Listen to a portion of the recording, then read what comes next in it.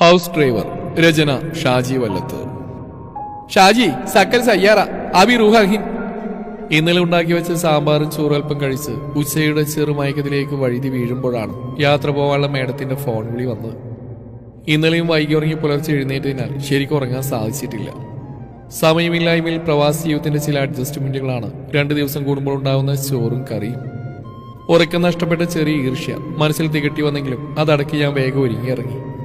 മേഡവും കുട്ടികൾ അല്പകലെയുള്ള മേഡത്തിന്റെ തറവാട്ടിലേക്ക് യാത്ര തിരിച്ചു.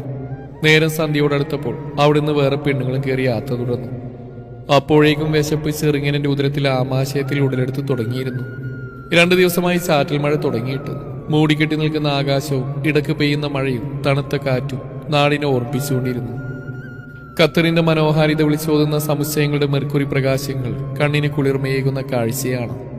അവരാദ്യം പോയത് വിദേശ ഭക്ഷണശാലയുടെ മേള നടക്കുന്ന സ്ഥലത്തേക്കാണ്. തിരക്ക് നിറഞ്ഞ നിരത്തിലൂടെ ഞെങ്ങിഞ്ഞെരിങ്ങി എന്റെ വണ്ടി ഒരു പാമ്പിനെ പോലെ നുഴഞ്ഞ് കയറിക്കൊണ്ടിരുന്നു. റോഡിന്റെ ഇരുവശവുമായി ചെറിയ പെട്ടിക്കടകൾ പോലെ അലങ്കരിച്ച പല വിധത്തിലും ഡിസൈനുകൾ ചെയ്ത ഹോട്ടലുകൾ പലവിധ വർണ്ണപ്രകാശങ്ങളിൽ കുളിച്ചു നിൽക്കുന്നു.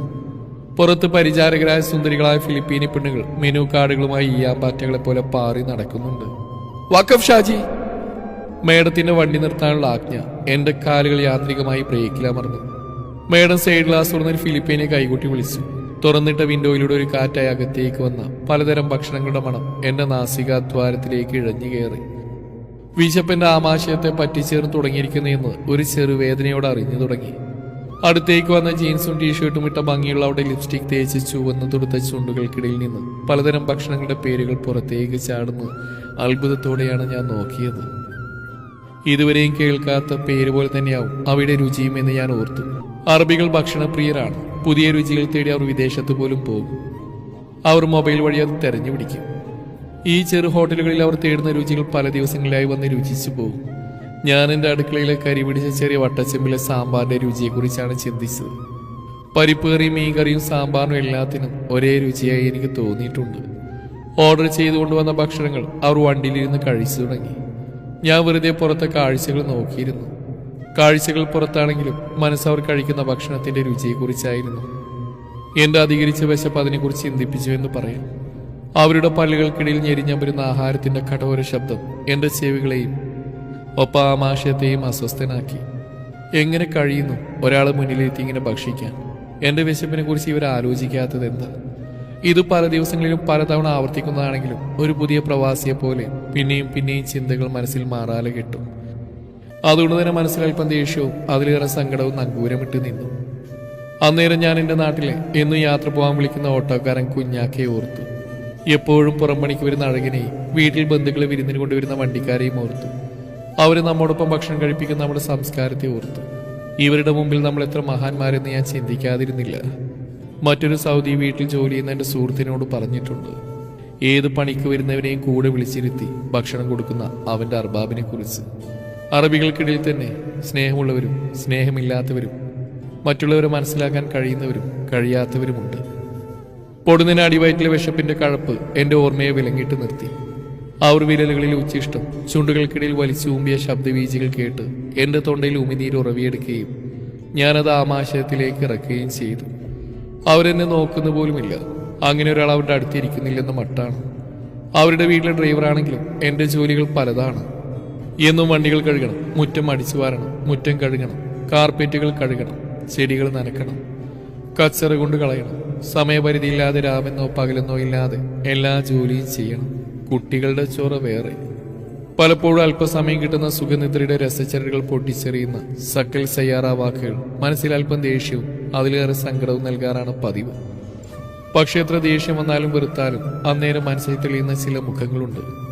അകലെ മങ്ങിയ കൂരയിൽ 3 നേരം വയറു നിറച്ചുണ്ടെന്ന് സന്തോഷിക്കുന്ന ചിരിക്കുന്ന മുഖങ്ങൾ. അപ്പോൾ അറിയാതെ ഈ ജോലി ഇഷ്ടപ്പെട്ടു പോകും. ഈ ജോലി അങ്ങ് വല്ലാതെ സ്നേഹിച്ചു പോകും. തുടൽ പൊട്ടിച്ച ഭ്രാന്തമായ എൻ്റെ ചിന്തയെ വിശപ്പിന്റെ രോദനം വിലങ്ങിട്ട് നിർത്തി. അവർ പിന്നെ എന്തൊക്കെയോ ഓർഡർ ചെയ്ത് കഴിച്ചുകൊണ്ടിരുന്നു. ഞാൻ പുറത്തേക്ക് ചുറ്റുമൊന്ന് കണ്ണോടിച്ചു. പല വണ്ടികളും മഴയിൽ കുളിച്ചു നിൽക്കുന്നു. വണ്ടികളിൽ ഓരോ ഡ്രൈവർമാരും എന്നെപ്പോലെ വിശപ്പ് സഹിച്ച് നാടിനെ ഓർത്ത് വീട്ടിലെ വളയിട്ട കൈകളൊരുക്കിയ നല്ല കുറുകിയ തേങ്ങാക്കറിയും പൊരിച്ച മൊരിഞ്ഞ മീനും മെഴുക്ക് പുരട്ടിയും പപ്പടവും കൂട്ടി 3 നേരം കഴിക്കുന്ന സ്വാദുള്ള സ്വപ്നത്തെ ഓർത്ത് ഉമിനീരിറക്കി എത്ര പേര് ഇരിപ്പുണ്ടാവും. അല്ലെങ്കിലും ആമാശം വറ്റിവരണ്ട് പുഴ പോലെയാകുമ്പോൾ സ്വപ്നം കാണണം. അപ്പോൾ ഉറവ പൊട്ടിയ ഉമിനീരുകൾ കൊണ്ട് ആ പുഴ നിറഞ്ഞൊഴുകുന്നത് കാണും. അല്പനേരം കഴിഞ്ഞ് വീണ്ടും യാത്ര. ഖത്തറിന്റെ ഹൃദയത്തിൽ വലിയ ചില്ലുഗോപുരത്തെ വകഞ്ഞു മാറ്റി മാഡത്തിന്റെ ആജ്ഞയ്ക്കനുസരിച്ച് എന്റെ വിശപ്പിനെയും പേറി ഞാൻ യാത്ര തുടർന്നുകൊണ്ടിരുന്നു. പല സൂക്കുകളിലും മാളുകളിലും വണ്ടിക്കുള്ളിലെ കളിച്ചിരി തമാശകൾ അവരുടെ വിശപ്പ് ശമിച്ചിരിക്കുന്നെന്ന് മനസ്സിലാക്കാം. അതുകൊണ്ട് അവർ സന്തോഷത്തിലാണ്. അല്ലെങ്കിലും കെട്ടടങ്ങാത്ത തീപ്പൊരി പോലെയാണ് വിശപ്പ്. അത് കെട്ടടങ്ങുക തന്നെ വേണം. അല്ലെങ്കിൽ മനസ്സും ശരീരവും ഒപ്പം തലച്ചോറും പുകഞ്ഞുകൊണ്ടിരിക്കും. സന്തോഷം നഷ്ടപ്പെടും. പിന്നെയും പലയിടങ്ങളിൽ കയറിയിറങ്ങി. ഒരു മാളിലേക്ക് അവർ കയറിയപ്പോൾ ഞാൻ വണ്ടിയിൽ നിന്ന് പുറത്തേക്ക് ഇറങ്ങി. തണുപ്പെന്റെ ശരീരത്തെ മുറുകെ പുണർന്നപ്പോൾ ഞാനൊന്ന് വിറച്ചു. ഒരു ചായ കിട്ടിയിരുന്നെങ്കിൽ. തണുപ്പിന്റെ ആവരണ ഒരു കപ്പ് ചുടുചായയിൽ അകറ്റി നിർത്താനാവും. ഒപ്പം വിശപ്പിന്റെ കത്തലും ഞാൻ മനസ്സിലോർത്തു. ചുറ്റുമൊന്ന് കണ്ണോടിച്ചു. പാർക്ക് ചെയ്തിരുന്ന കുറെ വണ്ടികൾ. അപ്പുറത്തെ വണ്ടിക്കിടയിൽ നിന്ന് പുകച്ചിരുളുകൾ അന്തരീക്ഷത്തിൽ ചിത്രങ്ങൾ തീർക്കുന്നു. അതിനിടയിൽ ആത്മാവിനെ പോലെ ഒരാൾ. കണ്ടാൽ മലയാളിയാണെന്ന് തോന്നുകൊണ്ട് ഞാൻ ചോദിച്ചു, അതെ, ഇവിടെ അടുത്ത് ചായ കിട്ടുമോ? ഒരു നിമിഷം ആൾ എന്നെ നോക്കി. ഇവിടെ ഒന്നും കിട്ടത്തില്ല, അങ്ങ് ദൂരെ പോണം. അതും പറഞ്ഞൊരു കവിൾ കൂടി പുക അകത്തേക്ക് വലിച്ചു കയറ്റി. മാളിനകത്തുണ്ടാവില്ലേ? പുക ഊതി വിടുന്ന ആത്മാവിനോട് ഞാൻ വീണ്ടും ചോദ്യം ആവർത്തിച്ചു. ഓ, അതിനകത്തൊന്നും കുടിക്കാൻ മുതലാകത്തില്ലെന്നേ. ഒടിഞ്ഞ കാശല്ലയോ, 10 റിയാലാവും. ഞാനൊന്ന് ഞെട്ടി. എന്റെ കയ്യിലെ ചില്ലറകൾ അതിന് തികയില്ല. അല്പനേരത്തെ മൗനത്തിന് ശേഷം ഞാൻ വീണ്ടും പറഞ്ഞു തുടങ്ങി. ഉച്ചക്ക് പോന്ന വിശന്ന് കൊടൽ കരിഞ്ഞു. ഒരു ചായ കുടിച്ചാൽപ്പോൾ ആശ്വാസമല്ലെന്ന് കരുതി. എന്റെ പേഴ്സിലെ ചില്ലറ റിയാലുകൾ എന്റെ ആഗ്രഹങ്ങളുടെ സ്മാരകമായി അവിടെ തന്നെ കിടന്നു. അയാൾ വലിച്ചു തീർന്ന കുറ്റി നിലത്തിട്ട് ചവിട്ടി. ഞാൻ ഇന്നലെ രാവിലെ ഇറങ്ങിയതാ, ഇപ്പോഴും കറക്കാന്നേ. ഭക്ഷണത്തിന് പൈസ തന്നില്ല, നേരത്തെ ഒരു ബണ്ണ് കഴിച്ചതാ. അയാൾ പറഞ്ഞു നിർത്തിയപ്പോൾ എന്റെ വിശപ്പിന് ഒരു കൂട്ടുകാരനെ കൂടെ കിട്ടിയെന്ന് എനിക്ക് തോന്നി. അപ്പൊ ഞാനാണ് കേമൻ. ഞാൻ മനസ്സിൽ ചിരിച്ചു. എത്ര പണിയെടുത്താലും 1 റിയാല് തരൂല. ഉച്ചക്ക് പോന്ന വിശന്ന് മനുഷ്യൻ ചാവാറായി. ഞാൻ അതും പറഞ്ഞ് വയറൊന്നൊഴിഞ്ഞു. ഓ, ഒരുവിധ ഹൗസ് ഡ്രൈവർമാരുടെ സ്ഥിതി ഇതന്നെയാന്നേ. അയാൾ അതും പറഞ്ഞു മൗനമായി. പിന്നെ നാട്ടിലെ കാര്യം ഓർക്കുമ്പോ ഇതൊക്കെ അങ്ങ് സഹിക്കും. അതും പറഞ്ഞ അയാൾ ഒരു നെടുവീർപ്പ് തീർത്ത് അകലേക്ക് നോക്കി നിന്നു. ഇപ്പോൾ എന്റെ ആമാശയം ഗർഭം പേറിയ പെണ്ണിന്റെ അസ്വസ്ഥതയുടെ അവസ്ഥയിലായിരിക്കുന്നെന്ന് എനിക്ക് തോന്നി. മഴ പിന്നെയും ചാറി നനഞ്ഞുകൊണ്ടിരുന്നു. നിരത്തുകൾ നിർജ്ജീവമായി. തിരക്കുകൾ ഒഴിഞ്ഞിരിക്കുന്നു. ഇപ്പോൾ സമയം രാത്രി 12:30 കഴിഞ്ഞു. അവർ വന്ന് വണ്ടിയിൽ കയറി. ഇപ്പോഴും കഴിക്കാൻ ചെറുതായി എന്തൊക്കെയുണ്ട് കയ്യിൽ. ഞാൻ യാത്ര തുടർന്നു. മരവിച്ച മനസ്സും ഒപ്പം വിശപ്പും. വീട്ടിലേക്ക് പോകാനുള്ള മേഡത്തിന്റെ ആജ്ഞ മനസ്സിൽ അല്പം ആശ്വാസം നൽകിയെങ്കിലും വിശപ്പിന്റെ മരവിപ്പ് മനസ്സിനെയും ബാധിച്ചിരുന്നു.